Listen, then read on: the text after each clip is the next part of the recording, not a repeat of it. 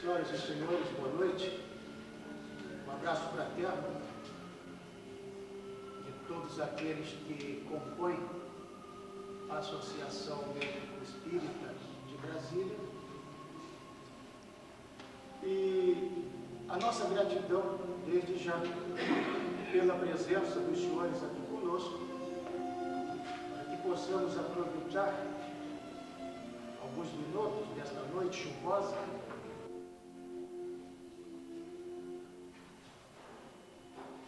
essa inscrição de Noaxial Tompa estava lá no pórtico do templo de Delfos, na Velha Grécia. A tradução seria: conhece-te a ti mesmo. Uma forma que os antigos tinham de se preocupar com a intimidade, com a natureza da criatura humana.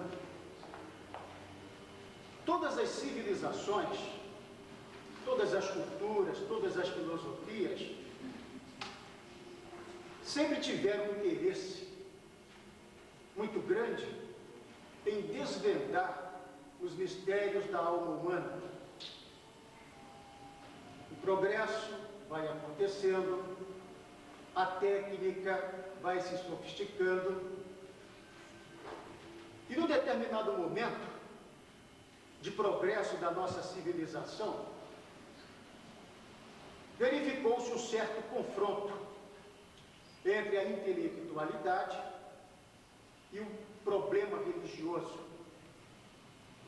O homem sempre esteve, de uma forma ou de outra, ligada ao aspecto religioso, exercendo, ligado a uma filosofia, a um grupo iniciático, alguma coisa que pudesse fazer com que ele transcendesse a si próprio na busca do encontro com a divindade. Mas vejam os senhores que o conhece-te a si mesmo, durante um determinado período da humanidade, ele sofreu uma reação muito grande por parte das facções materialistas. É como eu falei, a técnica, num determinado momento da nossa evolução, suplantou o aspecto espiritual. Este movimento, como que cristalizou-se no século XIX. Houve uma reação muito hostil ao clericalismo dominante. Os senhores sabem que durante séculos, de certa forma, a Igreja impôs os seus dogmas de fé, e de certa forma a ciência teve obstado os seus passos por conta da intolerância, do preconceito, e daquilo tudo que os senhores já conhecem através da história, impedindo que a ciência pudesse dar grandes saltos. O materialismo, como que no século XIX, ele tornou-se muito evidente. Reação hostil às imposições dogmáticas do escolasticismo decadente, mas ainda existente, fazendo com que as criaturas mais ligadas ao aspecto cultural, a filosofia, a ciência, se afastassem quase que por definitivo das ideias religiosas e assumissem um posicionamento contrário. Haja vista o próprio surgimento do positivismo de Augusto Comte. De tal forma, o positivismo na Europa do século XIX influenciou culturalmente as mentes, que os seus tentáculos foram se espalhando e comprometendo a cultura, a sociologia, a pedagogia, a religião. Eram ideias novas, baseadas no ver para crer. O positivismo só admitia tudo aquilo que fosse passível de ser medido, de ser pesado, de ser analisado e que estivesse consoante as leis da física. Tudo aquilo que fugisse ao escopo da ciência, em princípio ficava relegado a um segundo plano, cairia no campo da metafísica e, logicamente, seria objeto de especulação da teologia. Isso foi muito interessante, porque a repercussão do positivismo foi imensa, tanto nas Américas, na Europa, aqui no Brasil, por exemplo, no século passado, o positivismo ele teve as suas raízes estabelecidas, de forma que até o nosso pavilhão nacional, a divisa ordem e progresso, é derivada de um princípio positivista. E dessa forma, a ciência foi se afastando dos princípios religiosos. O conhece-te a ti mesmo, ou aquela tentativa de nós analisarmos em profundidade a essência da criatura humana, buscando a causa dos fenômenos psíquicos superiores, da fenomenologia intrínseca, aquela que brota da nossa intimidade, dos nossos sentimentos, e que não podem ser naturalmente fruto de fenômenos eletroquímicos, bioquímicos, existentes na intimidade dos neurônios. Isto foi de tal maneira se cristalizando que praticamente os princípios religiosos ficaram esquecidos. Mas foi exatamente neste século XIX, chamado século da luz, século de grande movimentação, de grandes agitos culturais, que surgiu lá na França, mais especificamente em Paris, a doutrina dos espíritos, codificada por um pedagogo lyonês, uma belíssima formação escolar na Suíça, porque fora aluno do grande Pestalozzi, e que passou a se interessar pela fenomenologia na época das chamadas mesas falantes ou mesas girantes. Vejam, senhores, a época era hostil. Havia a cristalização do pensamento firmado em torno do materialismo ateu. A ciência totalmente desvinculada de qualquer princípio religioso. E surge, de repente, lá na França, que era o centro cultural da humanidade, de onde partiam as inovações, as grandes descobertas, as revoluções, pelo menos no campo da cultura, uma doutrina abrangente, porquanto científica, ao mesmo tempo filosófica, com repercussões no campo da moral. Esse esforço do pesquisador, do codificador Allan Kardec, foi muito importante, porque, de certo, a sua obra, a sua massa de informações, nos legada através do chamado Pentateuco, repercutiria, de certa forma, nos campos científicos, especificamente no campo médico, que é aquele que nos interessa mais de perto. Vejam, senhores, no século XIX, final do século XIX, a doutrina se espalhava e chegava até aqui ao Brasil. E nós queremos fazer menção ao Dr. Adolfo Bezerra de Menezes, médico patrício, muito conhecido, foi político, atuante no Rio de Janeiro, e depois, graças à sua obra beneficente, ficou conhecido como médico dos pobres. Dr. Bezerra de Menezes foi aquele que primeiro tentou trazer para os códices da ciência oficial o conhecimento que a doutrina espírita estava apresentando. Tentou aliar estes conhecimentos, juntar o científico, o ortodoxo, com a parte religiosa, talvez, a parte prática, a parte de pesquisas no campo psíquico.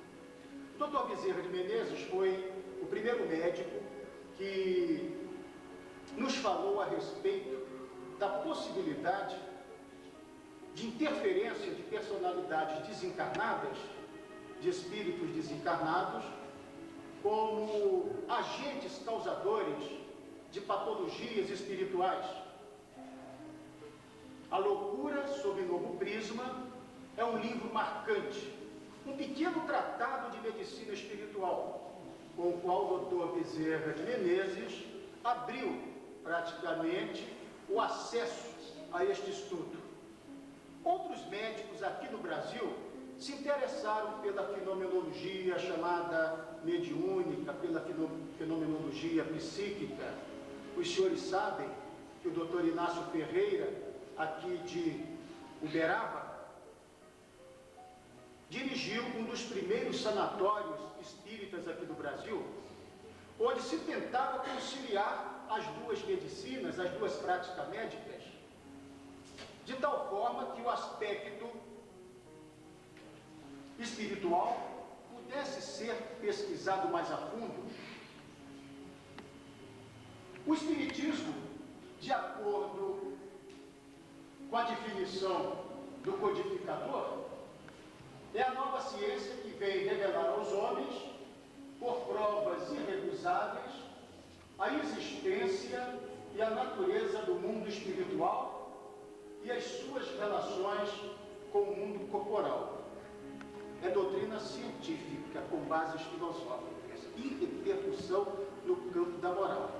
É muito interessante que os senhores observem que o Espiritismo, de certa forma, desmistificou a questão do espírito, a questão do sobrenatural e da fenomenologia paranormal. Por que desmistificou o monopólio religioso do espírito? Porque, do nosso ponto de vista médico, espírita, a questão do espírito pertence à ciência. Eu tive na faculdade uma formação totalmente voltada para a análise, a pesquisa, o conhecimento do campo físico, do corpo físico.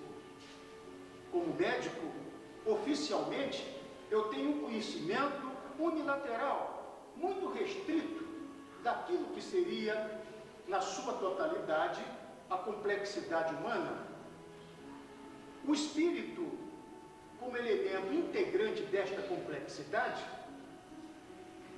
ele teria que ser estudado também na intimidade das faculdades de medicina, de psicologia, para que nós tivéssemos acesso a uma série de enfermidades, talvez 80% de todas aquelas que graçam e que comprometem o gênero humano, com possibilidades de diagnóstico e de terapêutica adequada. O espírito, portanto, para nós, é uma questão científica porque ele faz parte da nossa complexidade e teria que ser estudado em campo experimental, na intimidade dos nossos laboratórios, para que então nós tivéssemos a oportunidade que talvez a psiquiatria atual não esteja obtendo diante de uma série de casos, de uma série de doenças ainda não diagnosticadas, tratadas de uma certa forma, não podemos dizer errônea, mas tratadas com aquilo que a ortodoxia científica nos permite, quando nós poderíamos ter dado um passo muito maior, porque temos alguma experiência nesse campo, lidando com os chamados enfermos, portadores de obsessões e etc., há mais de 20 anos. O Espiritismo desmistificou a questão do sobrenatural. Pode deixar. Porque o sobrenatural, na verdade, não existe. Aquilo que é desconhecido cientificamente cai no campo do sobrenatural. E hoje a própria física, a física moderna, revelando a intimidade das partículas subatômicas, nos mostrando a realidade das dimensões, das várias dimensões espaciais que estão sendo melhor entendidas pelo campo da ciência, nos abre um mundo novo. nesse tipo de pesquisa, porque é exatamente neste campo que nós vamos nos situar quando pretendemos estudar a complexidade energética do ser humano. Os fenômenos paranormais também foram desmistificados. Não é paranormal aquilo que faz parte do psiquismo superior e que brota da intimidade do espírito, quer se expresse no campo anímico, quer se expresse no campo mediúnico. A origem é sempre do espírito. E como o espírito é o foco central da nossa complexidade, todo e qualquer fenômeno que os senhores possam ter contato, observá-los na prática, eles são naturais. E oportunamente farão parte do nosso acervo médico, do nosso acervo psicológico também. Vejamos aqui, o problema do homem-espírito. A criatura humana nada mais é do que a resultante harmônica da interação espírito-matéria. Este diagrama procura representar esta interação. Lá da intimidade do espírito partem as energias diretoras. Essas energias vão vencendo paulatinamente as etapas espaciais pluridimensionais da nossa complexidade e chegam de uma forma degradada ao campo consciencial localizado no corpo físico. Da mesma forma, todas as sensações, todas a nossa sensibilidade atuante, ela transfere para as etapas pluridimensionais até que no espírito nós tenhamos a consciência daquilo que está nos irritando, nos sensibilizando através dos nossos sentidos físicos. Nós interagimos, a minha intimidade espiritual, meu corpo mental, astral, meu campo etérico com o campo físico. Há uma troca incessante de energias. E este metabolismo, quando se processa de maneira harmônica, nós temos saúde. Nós nos sentimos bem. Nós nos sentimos saudáveis. Agora, o interessante é que essas energias, elas também interagem com aqueles habitantes da dimensão extrafísica. Porque, se nós admitirmos a existência do espírito e a sua sobrevivência, é natural que, em determinado momento, certas criaturas mais sensíveis sintam de uma forma ostensiva as influências energéticas que partem desses habitantes da dimensão extrafísica. O homem é como se fosse um gerador muito potente de energias e, ao mesmo tempo, uma antena captando todas as formas radiantes do psiquismo dos espíritos desencarnados que conosco convivem, mas que a ciência disso ainda não tem conhecimento.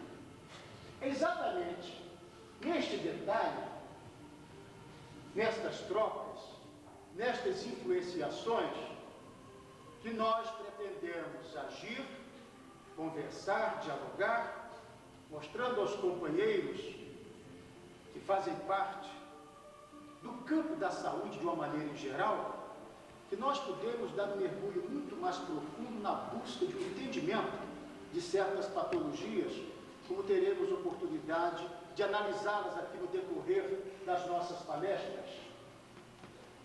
O metabolismo psicofísico, portanto, reflete trocas energéticas entre os nossos campos dimensionais e o próprio fundo consciencial que é o espírito, e reflete também as interações com as energias radiantes, não é? Dos espíritos desencarnados que conosco convivem a todo momento.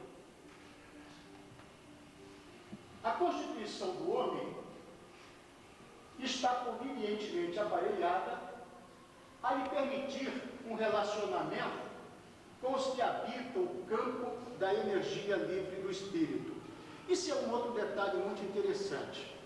E o Kardec teve a oportunidade de observar de uma maneira muito metódica, de uma maneira muito científica, para que a criatura capte essas energias do mundo psíquico que nos cerca. Certamente tem que haver no próprio organismo físico condições propícias para isso.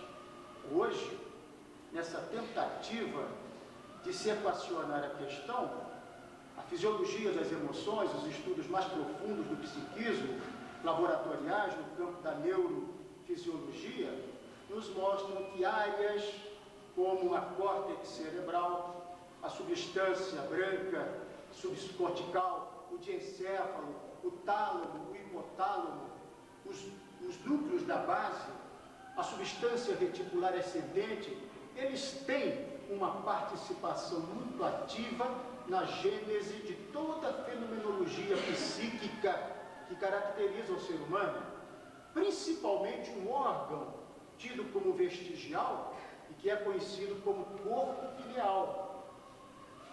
Este órgão, ele praticamente dirige, organiza todo o nosso psiquismo. Quando nós pensamos, quando nós idealizamos, nós raciocinamos, quando nós emitimos um pensamento de amor, de solidariedade, um sentimento refinado, a pineal está sendo acionada e está permitindo que este metabolismo se processe. Aqui no Brasil, a literatura mediúnica tem nos trazido informações muito interessantes e os senhores estão bem a par da obra do nosso querido André Luiz, que abriu um campo muito interessante no aspecto científico da doutrina. Consideramos que a obra de André Luiz, amanhã, fará parte do acervo médico. E todo aquele médico, psicólogo, todo aquele elemento ligado com o campo da saúde, os terapeutas ocupacionais, enfermeiros, deveriam ler a obra de André Luiz, porque ela se constitui num verdadeiro tratado de medicina espiritual. Essa aparelhagem psíquica ou psicofísica que nos permite este relacionamento, Kardec chamou de mediunidade. A mediunidade é uma predisposição psicobiofísica inerente à criatura humana. Todos nós a possuímos. E independe das condições volitivas da criatura.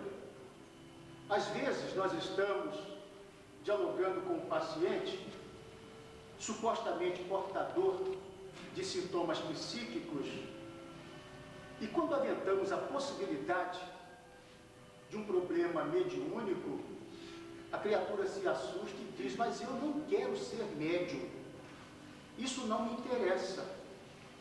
Quantas vezes os companheiros que lidam mais de frente na intimidade dos centros espíritas, com aqueles que habitualmente nos batem as portas solicitando um auxílio, um socorro, têm escutado quantas vezes isso: mas eu não quero ser médium. Como se a mediunidade dependesse das nossas condições volitivas, da nossa vontade. Ela é simplesmente um sentido mais ampliado que existe e que se manifesta de uma maneira mais ostensiva em alguns. Independe do sexo, os senhores sabem disso, independe da idade. Crianças apresentam manifestação mediúnica, e nós vamos ver aqui mais adiante como é que esses fenômenos acontecem, e é exatamente nesse aspecto que nós chamamos a atenção dos companheiros médicos, principalmente os pediatras. Independe da raça, independe finalmente das convicções religiosas. Os senhores escutam vez por outra falar que existe um padre que é médium, um padre que recebe entidades, que age dessa ou daquela forma, que ministra passes. Use o nome que quiser utilizar, mas de qualquer maneira ele está sendo um canal mediúnico. A mediunidade é um processo universal. é uma predisposição nossa e que nos permite este contato mais aproximado com a realidade espiritual. A medicina espiritual da atualidade, hoje chamada de medicina quântica, medicina vibracional, aquela que pretende lidar com os fenômenos que não são explicados até o presente momento pela fisiologia, pela psicologia, pela psiquiatria, ela se baseia principalmente naqueles corpos sutis que nós falamos ali adiante e que Kardec denominou de perispírito, elemento plástico, fluídico, de ligação entre matéria, numa extremidade, e espírito, energia pura, indefinível, no outro extremo. A nossa medicina espiritual quântica se baseia no fenômeno mediúnico. Nós temos que conhecer a intimidade, a dinâmica do fenômeno mediúnico para que possamos praticar a chamada medicina vibracional ou quântica. E, finalmente, nós temos que ter conhecimento da obsessão. A obsessão é um problema tão grave, é um problema tão sério, que nós vamos separar aqui, para diálogo com os senhores, algumas palestras sobre este assunto.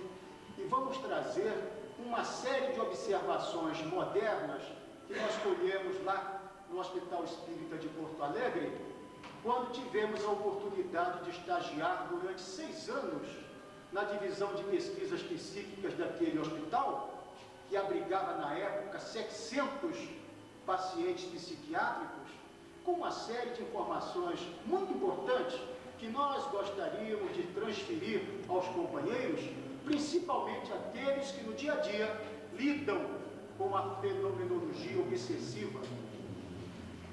Síndrome da eclosão mediúnica. Sendo a mediunidade uma característica psicobiofísica da criatura, é inerente ao ser humano, os senhores sabem que certas pessoas vão apresentá-la de uma forma mais ostensiva, porque ela eclode num determinado momento da vida, sem que nós estejamos atentos para o detalhe. Isto é interessante. Do ponto de vista da medicina espiritual, nós propomos uma definição para aquilo que chamamos de síndrome de eclosão mediúnica. Síndrome, quando eu me refiro a síndrome, esse termo os senhores sabem que significa conjunto de sinais e sintomas que caracterizam uma determinada enfermidade. Então, a síndrome da eclosão mediúnica, logicamente, nós inferimos tratar-se de conjunto de sintomas e de sinais que vão caracterizar este problema. Tem aqui uma definiçãozinha didática, é o conjunto de sintomas desarmônicos que se manifesta em um determinado momento da vida em indivíduos mediunicamente dotados, de forma difusa e subjetiva. Aqui que está o grande problema. Como consequência de diversos padrões vibratórios do mundo psíquico que nos cerca. No momento em que os canais mediúnicos eles tornam-se mais abertos, nós passamos a captar com mais intensidade as radiações provenientes do mundo psíquico que nos cerca. É aí que vão acontecer uma série de fenômenos inusitados que nós vamos comentar agora com os senhores. Síndrome da eclosão mediúnica. Certas pessoas, num determinado instante de suas vidas, fazem menção a alucinações, visões, escutam vozes, se preocupam, criam até um certo grau de ansiedade, porque o fenômeno passa a se repetir de uma maneira sutil, fazendo com que a criatura se julgue portadora de um problema qualquer, uma distonia mental. Esses sintomas gerais, como sonolência, que algumas criaturas apresentam quando presentes em determinados recintos. Os senhores já observaram essa questão de nós estarmos num grupo convivendo com pessoas que de repente, uma ou outra, passam a apresentar sonolência muito exagerada, bocejos, como se estivessem cedendo parte da sua energia vital, como se alguém tivesse retirando o seu substrato bioenergético, principalmente criaturas que se agrupam em determinados ambientes religiosos.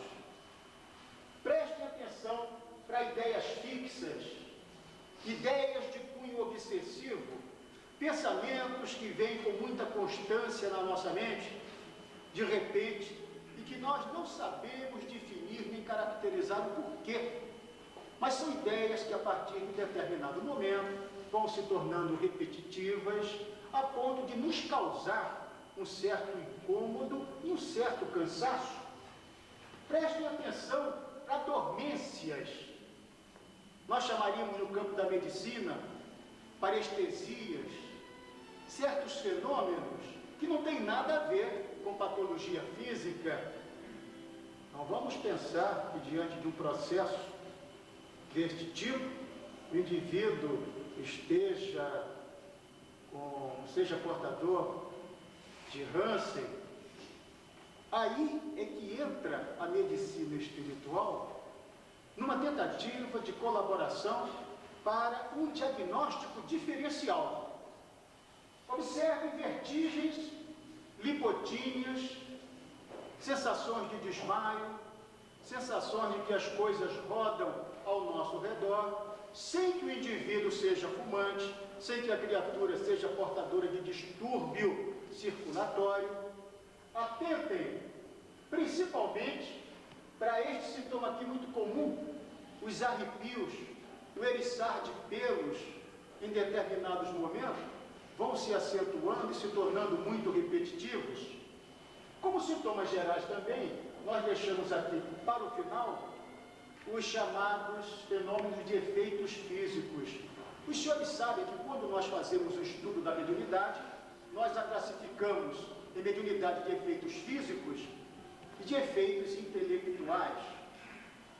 Se o indivíduo portador de sensitividade apresenta características que lhe permitem o eclodir de uma mediunidade psicofônica, de uma mediunidade psicográfica, de uma mediunidade de audiência, ele vai aos poucos se envolver com fenômenos relacionados com este aspecto. Mas se ele não é médio de efeitos intelectuais, mas é portador de uma carga muito possante de ectoplasma, num determinado da vida, os espíritos podem retirar esse seu ectoplasma e produzir fenômenos de efeitos físicos, exatamente aqueles que caracterizam as casas mal assombradas, pedras que batem nas telhas, fenômenos de combustão espontânea, movimento de objetos sem contato, que no campo da parapsicologia pertenceria à fenomenologia psicapa, psicocinesia. Mas esses fenômenos só acontecem porque o ectoplasma do sensitivo, de uma forma ou de outra, é mobilizado. Se não pela força do seu próprio pensamento, às vezes até de uma forma inconsciente, geralmente patrocinada pela presença de espíritos perturbadores. Estes são sintomas gerais, sintomas que caracterizam uma síndrome de eclosão mediúnica. Mais especificamente, nós vamos ver agora o processo quando se estabelece na infância. Clínica da síndrome da eclosão mediúnica na infância. O semi-acoplamento perispiritual das crianças permitem que as brechas psíquicas as exponham de uma maneira muito ostensiva ao contato com as vibrações, com as radiações do mundo psíquico que nos cerca. Por que esse acoplamento perispiritual? Porque os senhores sabem que à medida que o feto vai se desenvolvendo, o embrião depois do feto e a própria criança, até um determinado momento da vida, as ligações perispirituais não se completam. Isso só vai acontecer em torno dos 7, 8 anos de idade, quando ocorre o amadurecimento das últimas fibras nervosas do nosso organismo pelo processo de mielinização. Até este instante, é como se o perispírito das crianças estivesse com as suas ligações mais afrouxadas, permitindo que a criança tenha uma dupla vivência. Com muita facilidade, a criança tem acesso aos acontecimentos da dimensão extrafísica. Observe a conversa habitualmente entabolada com seus amiguinhos invisíveis, que às vezes não tem nada de imaginação. São contatos puramente mediúnicos que estão sendo travados entre a criança e o mundo espiritual. Quando esses fenômenos são harmônicos e os espíritos que se apresentam são familiares, a criança ri, brinca, diz que o amiguinho esteve presente, o tio, o avô, mas se por um acaso esses espíritos são obsessores, são espíritos brincalhões, são espíritos que se apresentam com a finalidade de perturbar, a criança entra em desarmonia e apresenta uma série de sintomas inusitados que causam problemas para os pediatras. Essas brechas psíquicas, pelo desacoplamento antes dos 7, 8 anos de idade, permite esses contatos diretos com a realidade espiritual, gerando desarmonias variadas, principalmente durante o sono.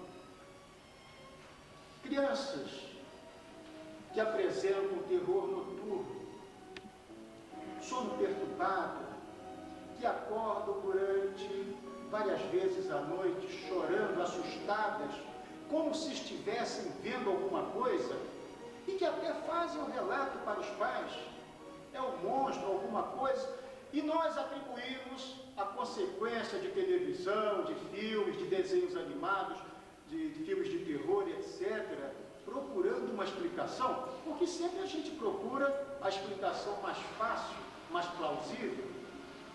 Observe o choro frequente, o sono perturbado, desconforto geral, irritabilidade, numa criança que até então vinha apresentando boas condições de saúde física e mental. Se de repente essas situações vão se agravando, a criança vai terminar sendo examinada por um médico, por um pediatra, que dentro da nossa medicina clássica vai estabelecer algumas hipóteses. O problema é que o eletroencefalograma é realizado, raio-x, tomografias e a bioquímica não trazem nenhuma normalidade. E nós nos situamos, então, diante de situações que procuramos como causa verminose, cólica infantil, para justificar a irritabilidade, o desconforto, o choro frequente, talvez uma otalgia, a criança passa por 1, 2 otorrinos, distúrbios de comportamento, vamos na busca de uma disritmia, de uma disfunção cerebral mínima, de alguma coisa que justifique o distúrbio de comportamento e aquelas manifestações de irritabilidade e desconforto. Apelamos para uma terapêutica sintomática. Não encontramos uma causa que justifique. O pediatra trata com antiespasmódico. Se está sentindo cólica, vamos ministrar um antiespasmódico.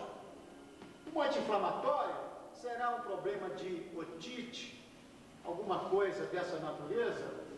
Vamos para os tranquilizantes, para as drogas modificadoras de comportamento, Tegretol, etc. E, como resultado, a criança continua apresentando os mesmos problemas, apesar de medicada. Muitas vezes a sintomatologia é, de certa forma, bloqueada pela medicação química. Os senhores tiram a medicação e ela vai retornar aos sintomas anteriores. É aí que nós chamamos a atenção para os médicos, para os companheiros da classe médica, para a possibilidade de nós estarmos diante de um processo de síndrome de eclosão mediúnica. Se nós formos mais adiante e pegarmos o nosso paciente na juventude, principalmente na faixa da puberdade, o problema é bem mais complexo, porque nós temos centenas de casos que nos chegaram já ao conhecimento. A síndrome, coincidindo com a puberdade, evolui de forma bem mais complexa. Os senhores sabem que neste período, a liberação dos hormônios sexuais que vão patrocinar, não é? Os caracteres sexuais secundários, isso tudo faz parte. Há profundas alterações psíquicas. O jovem se torna contestador como consequência deste período. Se levarmos em consideração aqui problemas espirituais, o jovem afirma sua personalidade, impulsos irrefreáveis, sonhos extravagantes. Ele vai modificar o mundo, ele vai corrigir a política, o problema social brasileiro. Ele tem ideias, está todo mundo errado, ele é que está certo. É um momento muito propício aos processos espirituais quando eles acontecem. O problema é que a medicina deveria estar atenta para esse detalhe. Se diante de toda uma situação como essa acontece uma eclosão mediúnica, os senhores vejam a complexidade do quadro e os sintomas que este jovem passa a apresentar. Normalmente, já nessa faixa etária, 13, 14, 15 anos, ela se complica com uma obsessão franca. E o garoto pode ser desviado para o uso de drogas, por influenciação obsessiva, para o abandono dos estudos, para o alcoolismo, conflitos familiares, conflitos com a própria sociedade e até para as psicoses agudas. Nós observamos com uma certa tristeza a quantidade de jovens internados no Sanatório Espírita aqui de Brasília, de jovens 14, 15, 16 anos. A tendência nos parece que seja aumentar a quantidade de jovens portadores de processos psiquiátricos de natureza mais grave. É uma ilusão pensar que tais ocorrências sejam passageiras e que se esgotarão com o tempo. Às vezes é uma família procurando entender o que está acontecendo, é alimentada por uma paciência exagerada. Isso vai passar, vamos dar tempo, porque depois ele vai voltar à sua normalidade. As providências corretas é que devem ser tomadas a tempo. Vejam que diante de uma situação de um garoto que até então se comportava de uma maneira normal, passa a fazer uso de drogas, quer abandonar os estudos, cria situações dentro de casa de desconforto, de discussão, de desentendimento, e o problema vai se acentuando. Seria natural que nós procurássemos uma investigação espiritual para o caso. Provavelmente, nós identificaríamos ou um processo obsessivo ou uma síndrome de eclosão mediúnica. O diagnóstico se processa através da metodologia experimental preconizada pelo Espiritismo. É a única maneira, no presente momento, que nos permite o diagnóstico da problemática espiritual. É aquela preconizada pelo compartimento científico da doutrina dos espíritos. O diagnóstico de certeza orienta quanto à conduta terapêutica, ou o elemento elevado para a educação mediúnica, que é um processo muito conhecido dos senhores, é um processo de correção, é um processo de tratamento, é um processo pedagógico de modificação de padrões de comportamento, o elevado para a terapia desobsessiva. Vejam que a proposta terapêutica ela pode ser dividida em duas fases. Inicialmente, durante os sintomas agudos. Quando nós recebemos essas criaturas portadoras de distonias mentais, de perturbações as mais variadas, que nos chegam à casa espírita para pedir o socorro, nós temos que esclarecer o paciente. Às vezes ele já vem de várias passagens por médicos, sabendo que não é portador de nenhuma patologia grave. Já vem com eletrocardiocefalograma, já traz raio-x de crânio, laudo do neurologista.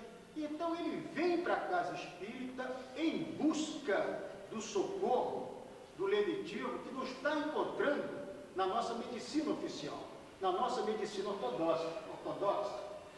Quando nós recebemos esses casos, nós temos que conversar com o paciente e esclarecê-lo a respeito dos processos mediúnicos, da eclosão mediúnica, das perturbações naturais de uma faculdade que de repente rompe, provocando uma série de desajustes e principalmente tranquilizar os familiares que sofrem. Porque imaginem os senhores a aflição de um pai que de repente se vê diante de um familiar portador de um problema de natureza mental. Habitualmente, problema mental significa cronificação, significa uma vida perdida, incapacitada, porque o problema é grave. A primeira fase, então, nós traríamos o nosso paciente para a terapia desobsessiva. Dificilmente um paciente portador de eclosão mediúnica, ele também não traz concomitantemente o comprometimento obsessivo.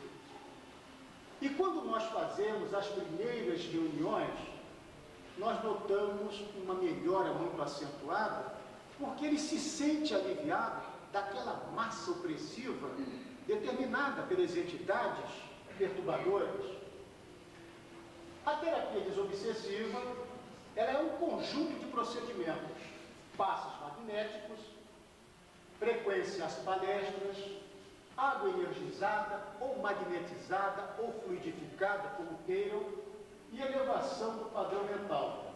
Quando nós falamos aqui frequência às palestras, não é no sentido do proselitismo gratuito.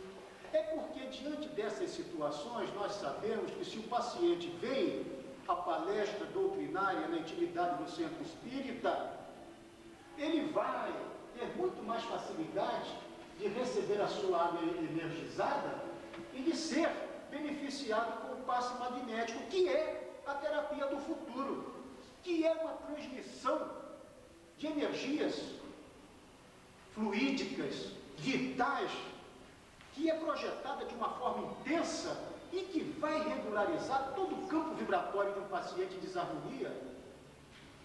Na segunda fase, quando o paciente já apresenta uma melhora, já passou pela sessão de desobsessão e ficou caracterizado que o seu processo se trata de uma mediunidade em fase de eclosão, nós então recomendamos a educação mediúnica. Essa educação mediúnica também inclui todo um cortejo de procedimentos a par da evangelização.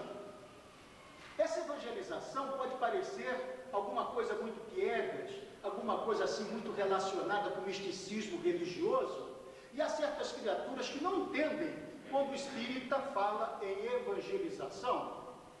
O evangelho é um processo, a evangelização é um procedimento cósmico, é um procedimento puramente científico. Significa mudança de padrões de comportamento, mudança de clichês viciosos mentais, significa adentrar numa vida mais saudável, mais pura, mais solidária, mais humana. É este o sentido que nós empregamos a evangelização. A ética teísta, a ética cristã, sempre vai prevalecer neste tratamento. Será sempre a base de toda nossa tentativa de auxílio para estes companheiros em desarmonia. De forma que, meus amigos, a educação mediúnica e a evangelização têm o objetivo de direcionar de uma maneira adequada a mediunidade, porque senão ele será um eterno paciente da psiquiatria, ou vai enveredar diante da sua mediunidade, é uma arma poderosa que ele vai ter nas mãos, mas se não tem instrução, educação e não sabe como direcioná-la, poderá cair por campos perigosos.